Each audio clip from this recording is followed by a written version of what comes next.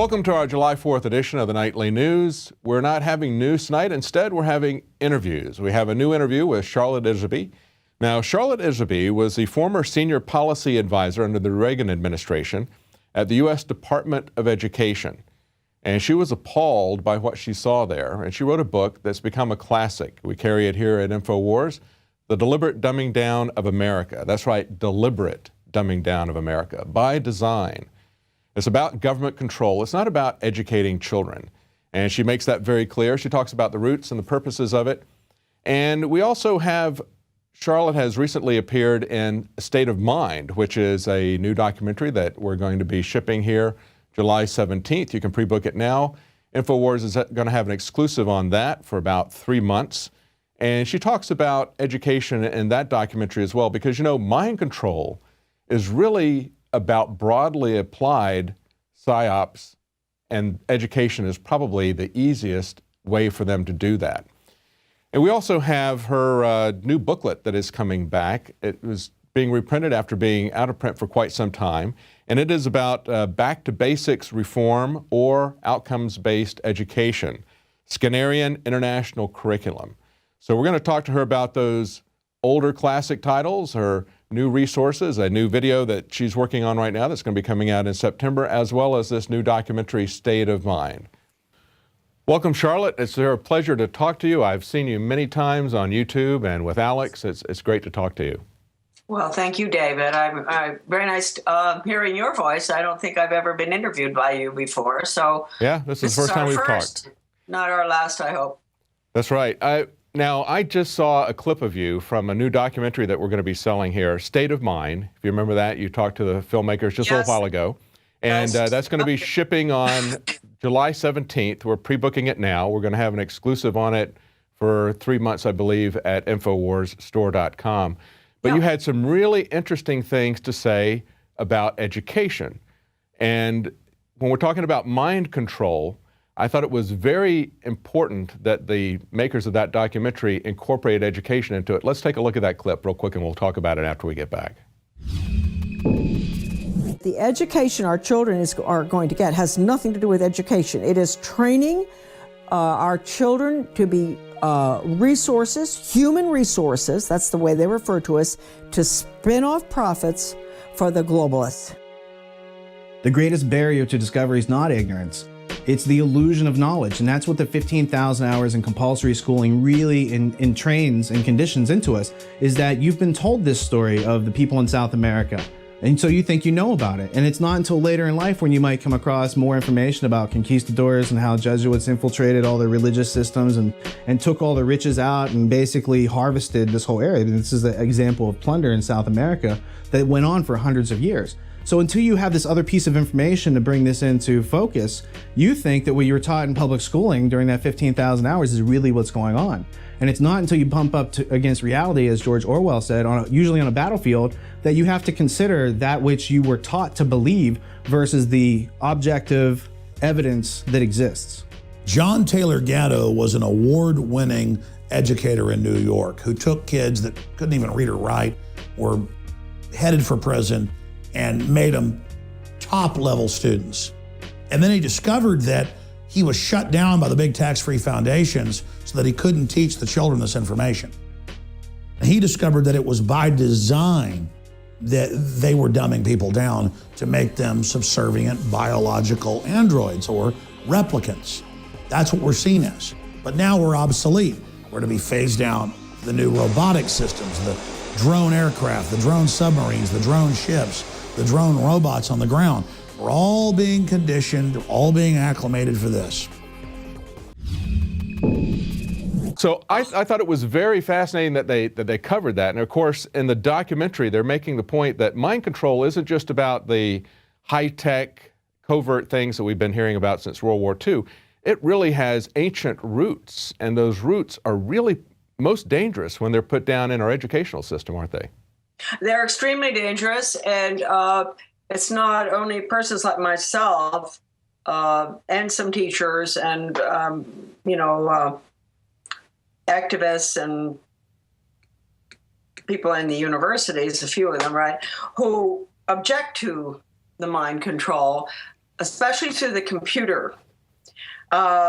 I'd like to make a point here, because everything's computers now. They're getting rid of books in the schools. Everything will be computerized through the computer with the software. And when I leaked the Project BEST, Better Education Skills Through Technology, when I was working under in the Reagan administration in the Office of Educational Research and Improvement, I leaked that grant, which went out to all the states. And it was software in every area of curriculum and federally funded. Can you imagine? This was way back in 1981. That's right. And the important thing that want to say here is that the person applying for the money from my office was with the Association for Education, Computing, and Technology.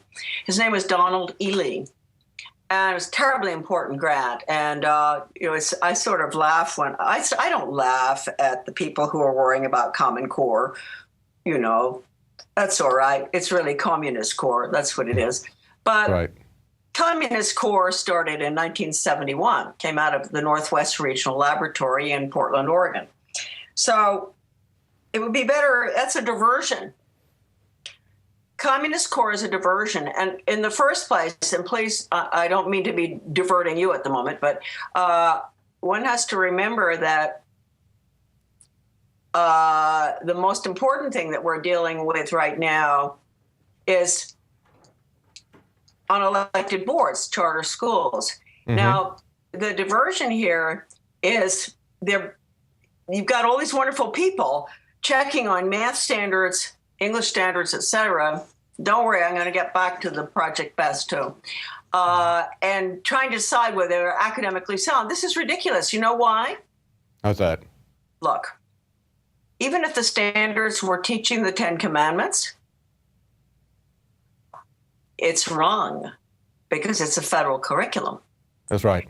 And the fact that these wonderful parents and activists are spending 25 hours a day checking the standards to see if they like them is in effect an admission that they accept the federal government's developing the standards. That's right. That's the key thing, is the control. And, we're never going to have control if we allow the federal government to do it. And the way they do it isn't just through the purse strings. Of course, they have a lot of control that way. But the way they really do it is through the tests, because if they define tests, everybody is so scared that their kids aren't going to do well on the tests. So the tests then define the curriculum. And, absolutely. Assessment, yeah. Mm-hmm. And so that happens whether it's a government school or whether it's a private school, because the private schools want to test well. And, we homeschooled our children, and it even affects a lot of the homeschoolers because they're so concerned about making sure that their kids perform well on a test, when really what those grades are, those test scores are really, it's just like handing out a medal to a soldier who's had both of his legs blown off. It really doesn't matter what that curriculum is if you don't know what you want your children to learn. And that's why we would look at what they were teaching the children, and sometimes we would teach them that. Sometimes we would teach them a lot of stuff that was very different, and we didn't really worry about the tests at all. Well, yeah, you don't have to, but the test is terribly important when you're dealing with, for instance, I just want to go back to this diversion. What's happened is you've got this huge percentage of parents out there who are fighting the Communist Core, and the act that they're fighting it, and it means that they're recognizing the right of the federal government to have designed this. And now let me make a point here. We're being lied to on this, and I don't want to talk about Common Core tonight, but I do want people to hear this. The fact that they're being told that the Council of Chief State School Officers that designed the test items is not federally funded. Mm-hmm. Joke. It is a powerful, powerful council. It receives federal money from my office. In 1981, 1982, I saw the grants all going out for development of textbooks, everything. So it is a federal curriculum that is being imposed. That's the Communist Core. Mm-hmm. But we've had this for at least 30 years. We've had a national curriculum, but we didn't have the computers. Right. And that's why I want to get back to the computer, the danger of the computer. The national curriculum, bad enough, but with the computer for learning and for assessment, this I'm going to give you a quote from the very person, Donald Ely, who headed up the Project Best that I leaked. I went back to the archives for an old grant that he had gotten 10 years earlier. And that association is connected with the NEA. Mm-hmm. It's technology, right? Mm-hmm. And I got into the grants, and I found a very, very important paper that he had referred to in order to get the Project Best money, right? He had to refer to other things that he had done. It was a study that was done by leading computer scientists in around 1970, I think, on software, the development of software. And they spent 2 years working on this, 300 of them. And then they had a conference, and they put it all together in a paper. And the most important part of that paper, it's in my book, The Deliberate Dumbing Down of America, this particular paper. I mean, part of it, because I don't have the whole thing. Right. Donald Ely said, you don't have to be a liberal or conservative, he said. But when you're developing software, you have to have a conscience, because it is that powerful. Now, considering the fact that we've got curriculum that has been developed by, Marzano and Paulo Freire out of Brazil, a noted communist, right? Paulo Freire, he teaches math for first graders, with military stuff, grenades and things. They count grenades. Right. Now, everybody's wondering what the critical thinking curriculum is. They really think it's a good curriculum, I guess. They're trying to find out. Look, they've got to get rid of the whole thing. Communist core, but the best way to go after this is to strike after the charter schools. Mm-hmm. That's interesting that you would say that, because so many conservatives believe that charter schools are the way to go, because it introduces an element of choice into what is otherwise this bureaucratic top-down structure. They see that choice as being an element of local control. Can you address that? Well, they're lying to the people, because charter schools are public schools. Mm-hmm. There's no difference between the only difference, and it's a major, horrible difference, which I want to discuss because I believe it is the devolution of our representative form of government through charter schools, and I will discuss that. The only major difference is, one thing is that the test scores are way down with charter schools compared to the public school. Now, you must be surprised that someone who's written a 700-page book, The Deliberate Dumbing Down of America, would be defending the public schools. But I am, because the test scores are better in the public schools than in the charter schools, and I hope parents will listen to that. Mm-hmm. But the major thing is they don't have elected boards. Mm-hmm. Now, that means that if parents are upset about whatever, there are all sorts of things, global education, sex education, drug, bullying, whatever, they're unhappy, good reason. Where do they go? They don't have anybody to go to complain, and then they don't even have anybody to vote for or to get rid of. Right. This is very, very serious. You see, in the trailer that we have, which we put together for our Global Road to Ruin Through Education video set, a conference last August of leading researchers in this country. It was closed to the public, teachers, public school teachers as well, administrators. Samuel Blumenfeld was one of them that came in. We discussed this. This charter school thing is very, very dangerous. Let me point out, the education at the federal level is only second to defense in spending, discretionary. Mm-hmm. Now, that's not even adding the property tax and everything else that we pay, right? Second. So if we allow education to have the elected board stripped from it across the country through charter schools, I believe, and I'm not alone here at all. I mean, there are many people who've thought this thing out, but of course, the Heritage Foundation and all the neoconservative groups are supporting this because they support the school to work agenda, the Soviet polytech system. Right. Heritage Foundation, drafted the North American Free Trade Agreement. Right. Did you know that? I think I didn't know that. Yeah, well, they had to have it. Once they get that, then they have to have the school to work. And Right. if you're going to have school to work, you have to destroy the traditional public education system. You cannot have K through 12. You can't have A, B, C, D. You've got to have individual education plans, and you've got to use the Skinner method. That's for workforce training. Right. And that's Absolutely. why they have deliberately are in the process of destroying. I'm not defending the public school system, folks. Remember that. I'm defending the hierarchical structure of our once magnificent public school system. It must be restored. That is my message. Oh, aren't people surprised that Charlotte Iserbyt would be calling for that? Because the options are lethal. Charter schools are lethal. Tax-funded private education, including religious, which is what our governor is pushing for, is lethal. Because if you take 1 penny from the federal government, you teach the corporate fascist curriculum, which is the Soviet polytech school to work. That's right. If they fund it, they're going to control it.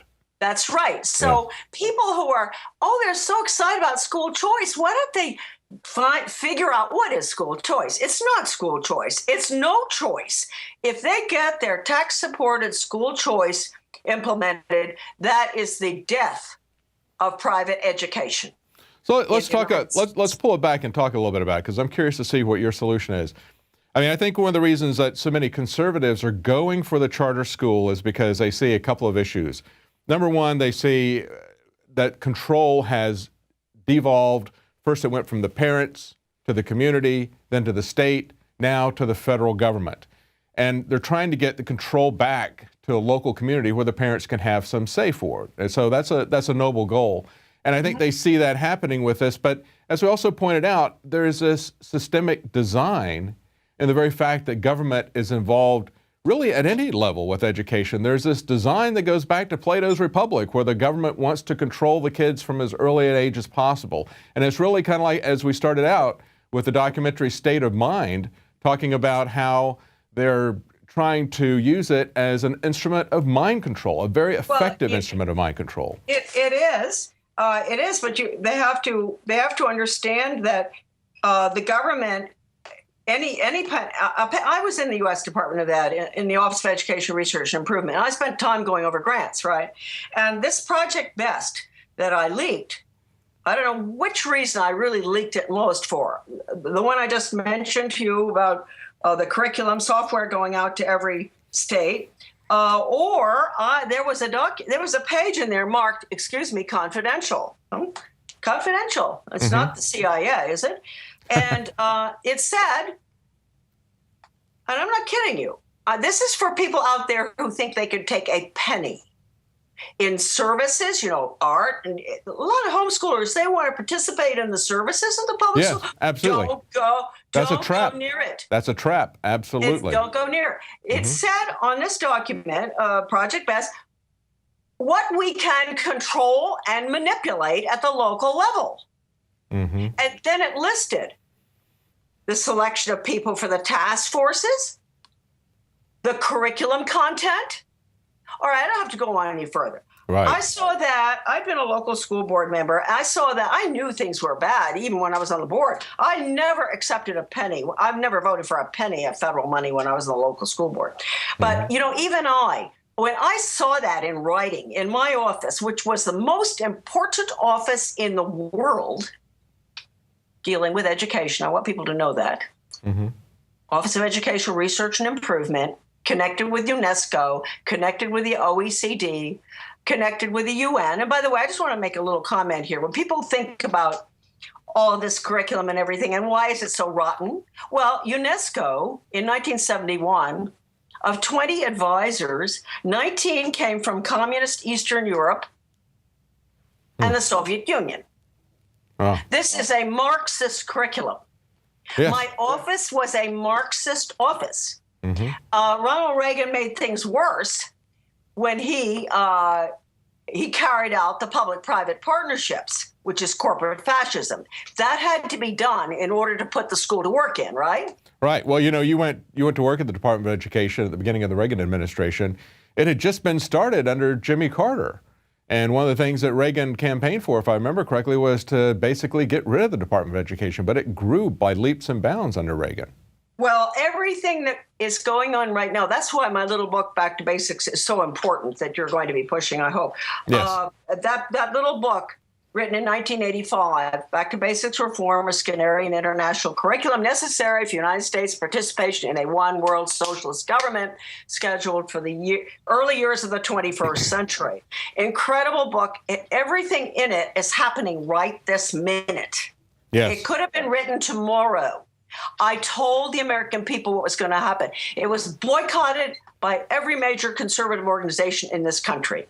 And looking at the title of that, when you talk about Skinnerian International Curriculum, I got to tell you, my wife has a master's degree in education. She taught for a short period of time in the system. And I remember when she was in college and she brought home B.F. Skinner's book, Beyond Freedom and Dignity. Yep. And I looked at that and it's like, and my first response was, it's about time somebody talked about how they're crushing freedom and dignity in the schools. And she said, oh, no, you don't understand. He's advocating completely eliminating freedom and dignity. And that's what we see. We've seen that conditioning. And that's a good example because we've seen Skinnerian conditioning from this psychologist, B.F. Skinner. We've seen that kind of conditioning applied to the masses in school for decades. And now we see it being done in the population at large via the TSA. Perfect example of positive operant conditioning, where you come in and you subject to letting them put their hands all over you, just like the horse whisperer, right? Or the dog whisperer. You know, this is the airplane traveler whisperer. You know, where they come in and you be a good boy or girl, you let me touch you wherever I want, do whatever I want to do, and you get rewarded with a treat. You immediately get to get on the plane. If not, you get put in time out over here, or maybe you might get, if you really are bad, you might get some negative operant conditioning. You know, you might get tasered, you might get arrested, whatever. But that's the conditioning right there. You do what I tell you to do, and you get the positive reinforcement. They've been doing that to kids for quite some time, and a lot of people don't realize that as they moved to Skinner's emphasis on positive operant conditioning, that's when they started getting rid of things like grades and stuff like that, because they just wanted to give people positive reinforcements. Well, no, but the getting rid of the grades is putting in the Soviet education system. They don't have grades there. They don't have competition. They have Pavlov. They study Darwin, and it's polytechnical. And I know that it is the Soviet education system that we're putting in, because a team of American educators went to the Soviet Union after Eisenhower signed the first agreement with Khrushchev in 1958. And they came back, and that study is at my son's website, AmericanDeception.com. The American educators came back, and it's really incredible that there's this report that they did. They've got pictures in it and everything. And you can just tick off every single thing in that book is what is being put in right now. Now, people are going to say, oh, no, that's, but that's true. Now, let me go back to 1934, the little blue book. I've got it right in front of me here. Conclusions and recommendations for the social studies. Can you see that? Hold it up to the camera. Hold it up a little bit higher, Charlotte. Yep. Yeah, hold it up just a little bit higher. Yeah. We're the camera's quite a bit above you, so we're getting a lot of the top of your head too. So, and pull it back a little bit. Better. That's good. Okay, we can see that. That's good. Thank you. All right. Now, there's nothing new about this. Outcomes-based education, which is Skinner, mastery learning, performance-based. Whenever you hear performance, that's Skinner. Results-based, outcomes-based, competency-based, and effective schools. Now, people think this is new, just like they think that the Communist Core is new. It's not. This is not new. I'm going to read something to you from this book. In 1934, this was published in 1934, after the initiation of a project entitled The 8-Year Study, Carnegie. The 8-year study was the pilot for outcomes-based education. They took away the Carnegie units. They took away all the grades, K through 12. They took everything away, no competition. This was all because these guys had been back and forth to the Soviet Union. They wanted to put in the Soviet system then. Outcomes-based education is the Soviet system, period.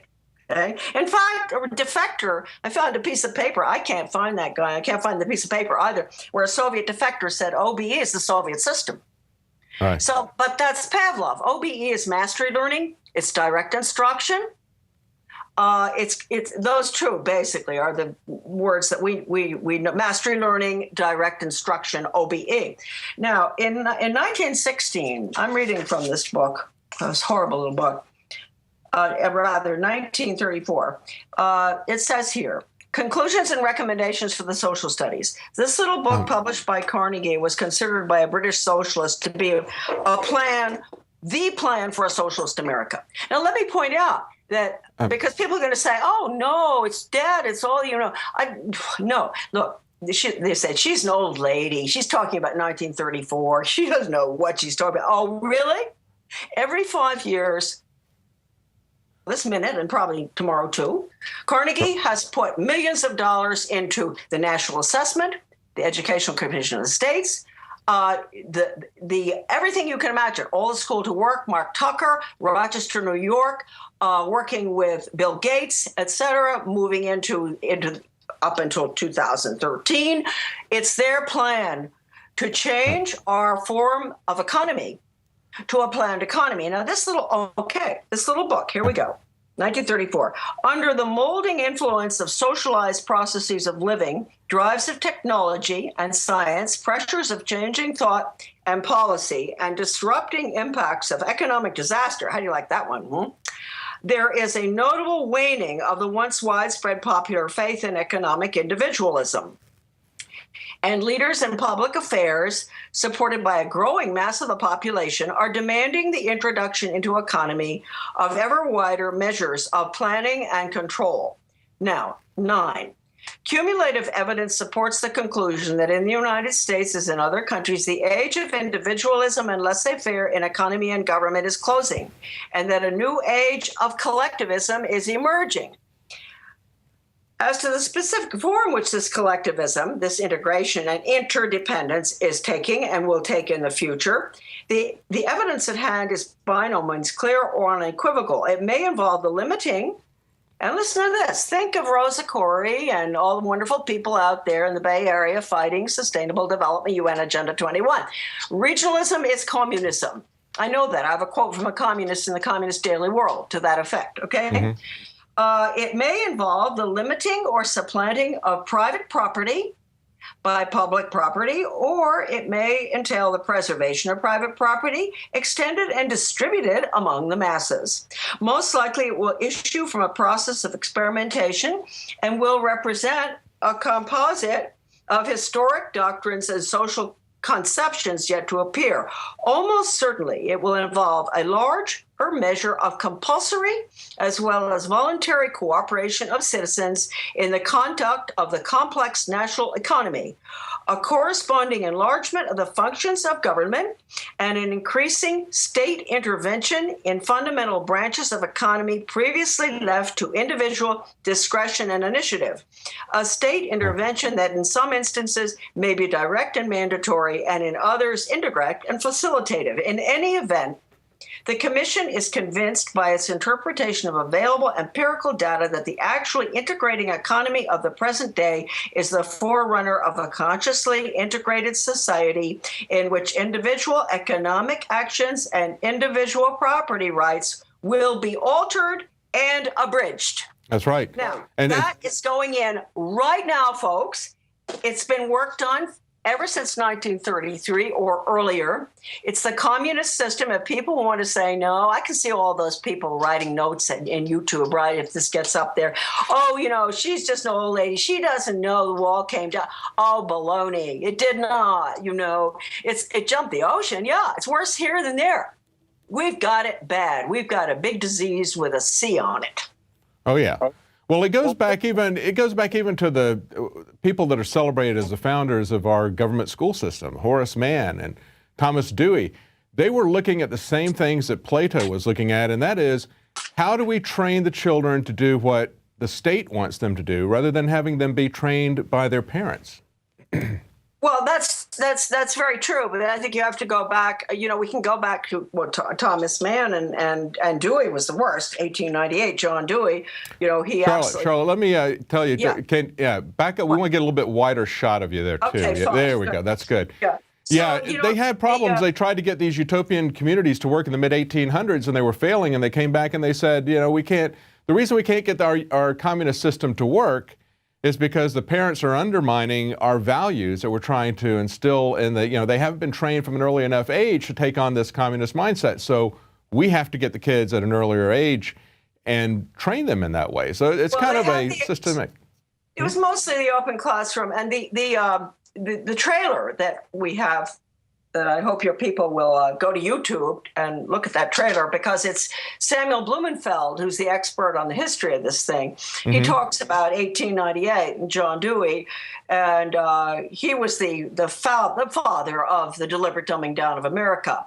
And Dewey believed in Skinner, and of course it was you know, the order at Yale actually that sent the educators over to Leipzig, to study under Wilhelm Wundt. Wilhelm Wundt, actually, Pavlov studied under Wundt. And that's where they were trained. And G. Stanley Hall was the first one to go over there and brought back this wretched method. Dog training, operant conditioning.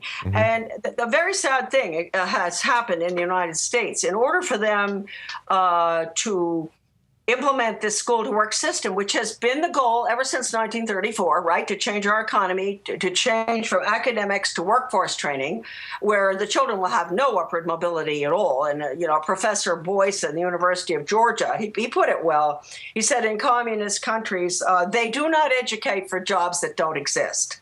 Right. So our children will have absolutely no upward mobility. Right. But what has happened is that it's been through the years and through the agreements that Ronald Reagan signed with Gorbachev in 1985 that merged the two systems, and Carnegie Corporation signed agreements at the same time with the Soviet Academy of Science in the area of critical thinking for early elementary school children. Well, if you look up critical thinking, not critical, but Lenin on thinking. Hang on a second, Charlotte. Yeah. Now, what was it that Reagan signed with Gorbachev in 1985? Can you tell the audience that? Extensive agreements. It's in my book, and the deliberate dumbing down of America. Very extensive agreements were signed between the two countries to merge everything: their curriculum, teachers going back and forth, you name it. I mean, it's. You know, you got to just go Google U.S.-Soviet education agreements, or Google a super little article I wrote. It's at my website, too, as a PDF. It's called Soviets in the Classroom, America's Latest Education Fad. Okay. And I wrote that, and that was boycotted by the conservatives as well. And interestingly enough, 4 years after the fact, we raised $5,000 and put an ad in the Washington Times to alert people to what had happened. But 4 years after the fact, a wonderful friend of mine, Robert Morris, he's dead now. He was a judge from New Jersey and a leading conservative, and he was the counsel for the House Committee on Un-American Activities, and he questioned all of the communists back in the 50s and 60s, close to Bella Dodd, and he became the head of America's Future. I had sent my article, Soviets in the Classroom, to America's Future, hoping it would get published. I can't tell you how many organizations I sent that to. Nobody would touch it. Well, Morris found it in the drawer when he became the president of America's Future because Rudy Scott had left. And he called me and he said, "What is this?" And I said, "Yeah, this is what Ronald Reagan did. Thanks." Yeah. And then went ahead and signed another agreement in 1989. I guess that was under Reagan was out by then, wouldn't he be? Yeah. Another, wait to hear about this. This agreement wasn't quite as bad for curriculum and all, but you know what it called for? What's that? Putting statues of Soviet cultural figures up on American property. Yeah, Yeah. So anyway, that's what bothers me so much is people out there probably saying that, oh, you know what they said when they boycotted my book, and you know what they said? The reason I wrote the book, this came out of leading conservatives' mouths. Oh, she's just sour grapes because she got fired from her job. And I say, oh, were you with me when I looked at that project, Better Education Skills Through Technology, and the thing I just read to you, what we can control and manipulate? Were you with me when I made up my mind to leak that document? Right. You think I didn't know I was going to get fired? There's a lot of us who wish that Reagan had fired the entire Department of Education. It was something that was, it's kind of like these government departments that they create take on a life of their own and basically live eternally, like some kind of strange corporation. He could easily have done it, and it's a long story, that one. And the head of the National Institute of Education was a professional educator, sort of apolitical, wonderful man, Ed Curran.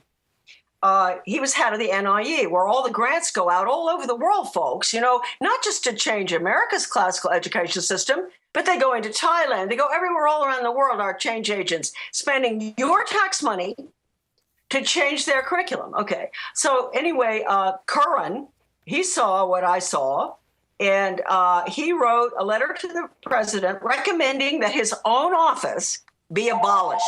Okay. And so what happened, Reagan was out of the country. People, Dick Dorman or whoever it was in the White House, they sent that letter over to Terrell Bell, the Secretary of Education, the department. They sent the letter over there. And Bell fired this wonderful educator who had been the headmaster of the Cathedral School for Girls in Washington. Wonderful man. He understood Skinner, too, completely. And he knew that whole NIE was based on Marxism and Skinner. And he said, get rid of my office. I don't want my job. I want this place to go down. If it had gone down, the department would have gone down too. Now, what happened is Reagan comes back in and he lets it stand. He lets Ed Curran be fired. He should have fired the Secretary of Education, Ted Bell, who was he should have fired him, put Ed Curran in as Secretary of Education. The whole building would have come down. Yeah. This is a story most people do not know, and I'm so angry about it because I'll tell you another thing that makes me the angriest is that every single thing that came out of my office is going in right now. But you know who suffered the most from this? Who's that? The minorities again. That I wrote about it. It's at my website under PDFs. It's an article called "Experimentation on Minorities." Well, the first time they experimented on... Let me finish with this. They went into every single inner city school in this country starting in 1968 with the Skinner method, mastery learning, getting rid of grades. They experimented with all of these different schools all over inner cities, and this is all documented. James Block, very high up, he says he doesn't know of a single inner city school that didn't have it. Over a period of 40 years, they experimented with a system that's now going in for all our children. Okay, get rid of grades, right? Continuous improvement, Skinner method, no ABCD, no K through 12. This is necessary for workforce training. Right. So they used, and then, so the inner city school kids' test scores drop. Everybody talks about it. So I put more money into it. Oh, boy, yummy, yummy. Put more money in. They knew what they were doing. And if you read my article, Experimentation on Minorities, you're going to see that there were some fellows evaluating who were from the Department of Ed, those very projects in the inner city. And they even dared to say the test scores may not have improved very much, but we managed to reorganize the system a bit. Right. Maybe the kids can't read. Thomas Stick with Spady put the system into the Washington, D.C. schools. Skinner, I can make a pigeon a high achiever by reinforcing on a proper schedule. Stick said after that failure, when the Washington, D.C. schools went down the tube, said, perhaps it was more important to get rid of discrimination and change values And are you sitting down? Then to teach reading. Right. In getting low-income people into the middle class. Now, if that doesn't make people mad, I think I am a different person on this planet, because I am furious. I'm furious with that. Not just the money spent, but that these inner city minority children were experimented on to that extent by these rotten people, including the Heritage Foundation and all. Right. The conservatives who love this, they just love this method for Jackson, Mississippi and New Orleans. And it absolutely drives me crazy. And how many of these children now are on drugs, in jail, can't read? And everybody says, oh, you know, we've got to throw more money to help the minorities. Well, they took their academic education system away from them. And now that they got it perfected, this is the key for people to listen. It's perfected now. They're giving it to us with charter schools. The same system. Right. Okay. That's the important takeaway, is for people to pay attention to what's happening with charter schools. And you're talking about how they went after the inner city minorities. You know, they used schools and boarding schools as an instrument of control for the Indians, for the Native Americans, back in the 1800s. So the real key here is for people to realize just how government is using the education system as an instrument of control. It's not about letting Johnny read. You know, parents wonder why Johnny can't read. That's not really the goal of the government. The goal of the government, as you pointed out, that's right. They don't want him to read. And that's what's so good. Do anything. That's right. I have a teacher friend. She quit after she had to go through the experiments with mastery learning down in Arizona in the early 80s. And she had to, you know, and she finally quit because they were modifying her behavior, like Ethna Reed, this horrible program that's spread across the country. I've just been talking about it. But she said, you know, all you really need is a stick. You take the child by the hand and go down to the beach. You can teach them reading, writing, and arithmetic with a stick in the sand. That's right. You know, because you homeschool. That's right. Absolutely. That's the way we did it. Well, I really love you. Let's go back and go through these resources that you've got here. Of course, you've got the deliberate dumbing down of America, and that's a real key thing, because just as we've been talking about, it's not that the government is incompetent. I mean, we hear this on everything. It's like, well, you know, we're making mistakes, we're incompetent, but, you know, if you just give us more money, I'm sure we can do a better job, right? But it's a deliberate program to dumb down America. We've got that available at the Infowars store.com. And also, you've got this booklet that hasn't been in print for quite some time. We're going to be getting that in to sell that. That's the one that Back to Basics Reform, or OBE, Skinnerian International Curriculum. Yeah, and you'll have that on Thursday. They were shipped today. That's right. So that's going to be up on the InfoWarsStore.com, and that's been out of print for quite some time, hasn't it? Well, yeah, I had a few around here, but lately few people got a hold of it and they said, this is unbelievable. This is what we're fighting now. Right. Is this what happened when you, and I say, yes, if that book had gotten out, if it hadn't been boycotted by the usual suspects, now, is that what we call them? But I always say a false friend is more dangerous than an open enemy. That's right. And our false friend is the conservative movement. And I hate to say it because I've worked so hard for that movement all my life. And I have to say it now. What they want is to keep all of us Americans separated, divide and conquer, and to keep the liberals from ever talking with the conservatives, so-called. Let's drop labels. Let's sit down together, and we're going to find out that we, on both sides, there'll be differences of opinion, but basically we all want to hold on to our freedoms. And they up in Rockefeller Center, when they have their meetings once a month, you know very well that the first thing they say is they haven't figured it out yet, have they? That's right. We have managed to divide and conquer by calling them Republicans and Democrats and left and right. And I would think that people should realize by now that the Republican Party, the so-called conservative movement, is not about making government small at all. It's not about they absolutely do not care about any personal freedoms. The only thing that they ever talk about are fiscal issues. The only thing they ever talk about is money, because they're so super obsessed with money. It's money that they're going to control, money that they're going to make. They don't care about making the majority of people wealthy. They want to concentrate wealth in a few hands, but they present themselves with an entirely different agenda. And after a period of time, you start to realize that they're just, you wonder for a while, why aren't they following through on what they campaigned for? And then after a while, you start to realize that they never had any intention of doing that at all. It was just a very sophisticated control technique. Well, I'm afraid it's so sad that good people don't really run anymore because they know that they're going to be completely outnumbered, and you know that the time comes when you have to compromise. And actually, I can understand that a little bit. You know, I'm very pro-life, so you know, if I had to compromise on a fiscal bill in order to get a pro-life bill passed, I would. So there is always that difficulty for political officers, but they've made it such a cushy job too. That should just be.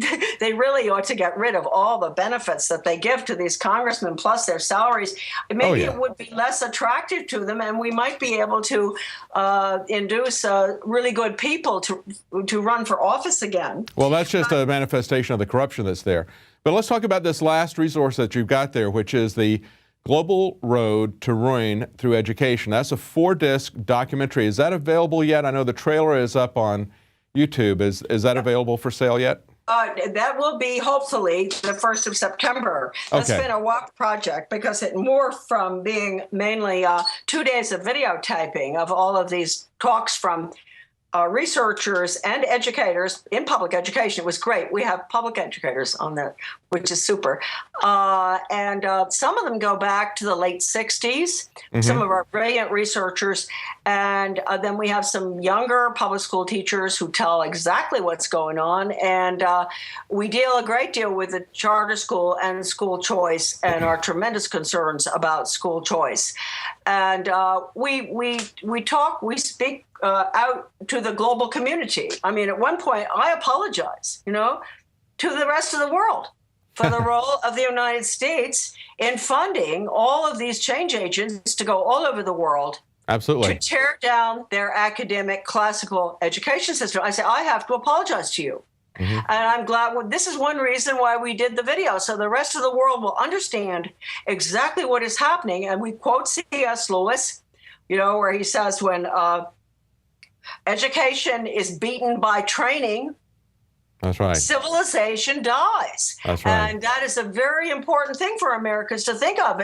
If we're just going to have training on the computer, and as I mentioned earlier with Donald Ely's quote about you've got to have a conscience when you develop the software, and B.F. Skinner, you know, Benjamin Bloom, he said the purpose of education, Benjamin Bloom, all teachers have to go through, your wife knows that. The purpose of education is to change the thoughts, actions, and feelings of students and define good teaching as challenging the students' fixed beliefs. Now that's communist core. That's right.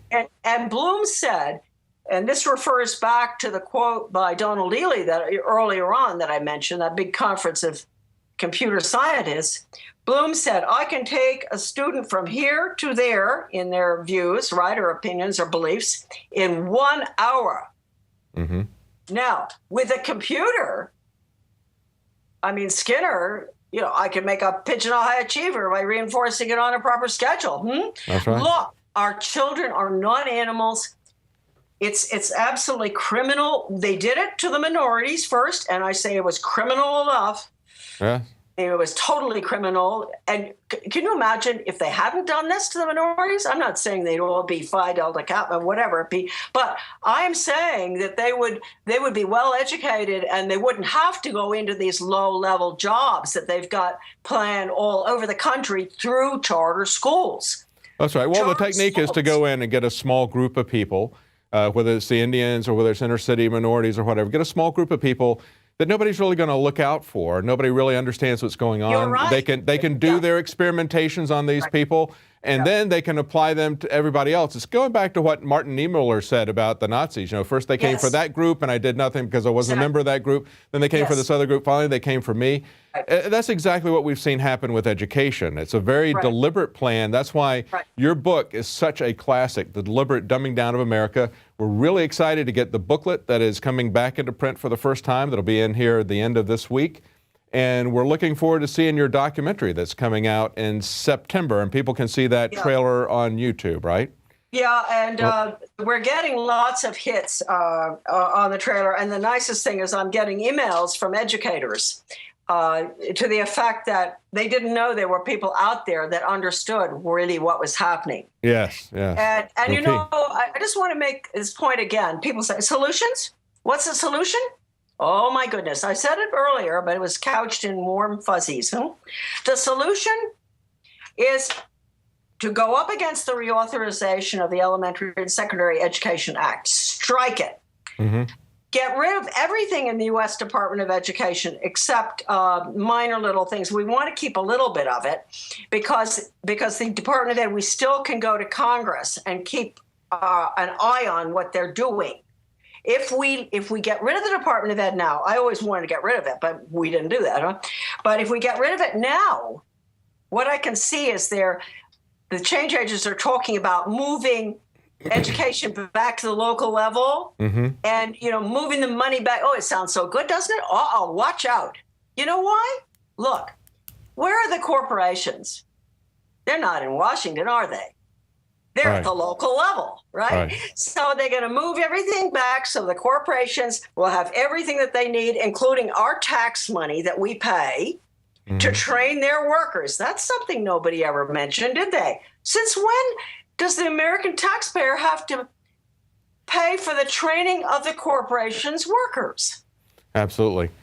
Anyway. And that's the measurement of their success whenever they talk about education. It's like, you know, we need when you watch the debates, you know, whether it's Republicans or Democrats, the presidents are out there saying, we need a trained workforce. Well, since when? You know, why not just get good academic? I must say, I had an email from an educator, and he said that, you know, I've been around a long time. He said the average, he teaches university level, the average college graduate in 2013 doesn't have the education of a fourth grader, you know, back 40, 50 years ago. Absolutely. Well, so Charlotte, we're out of time for today, but I really appreciate you coming on. It's been a fascinating conversation, and I hope people will take a look at those resources that are coming up. Again, that's the booklet that is just coming back into print, Back to Basics Reform, or OBE, Skinnerian International Curriculum, The Deliberate Dumbing Down of America, and the trailer that's now on YouTube for Global Road to Ruin Through Education that's going to be released sometime in the fall, perhaps in September, according to that. Yeah. Okay, great. Yeah. Thank you very much for joining us. Thank you. Bye-bye. Good evening. Well, I think it's to sum it up in Charlotte's title, and that is The Deliberate Dumbing Down of America. We want to think that schools are failing because they're just don't have enough funding or the techniques aren't quite right, but it was by design. It was deliberate that America was dumbed down in this education system. It's about social control. It's about government taking over control. They want people dumbed down. Everything in the media, from the time you turn on your television set, from the time you're a child, you're being trained. You're not being educated. And that training is still going on today. And that's the difference between the information we try to present here. We're trying to educate you. We're trying to pull pieces together. We're trying to go back into history. We're trying to pull together documents and facts that people aren't talking about to get you to critically think, to get you to educate yourself about what's happened, what's going on, what the purpose is. We're not trying to train you.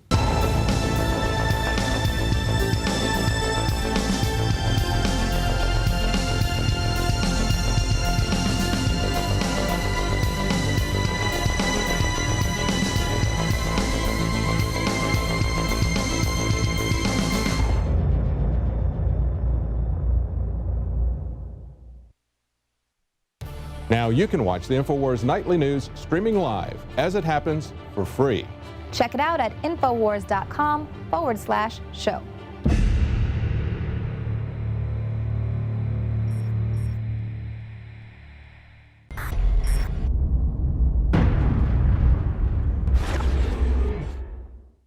Because there's a war on for your mind.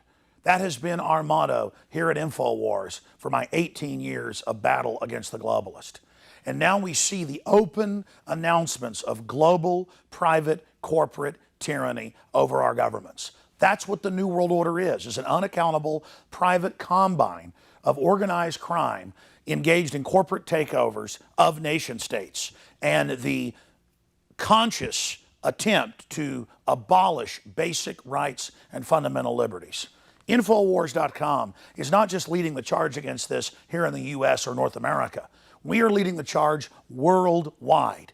And that's because our listeners, our viewers, our supporters, fellow freedom lovers like you across the planet resonate with our message of liberty and telling it like it is. And that's why for the last 2 years especially, I have thrown everything I've got, my time, my energy, our backup capital, everything into really trying to awaken the sleeping giant that is humanity.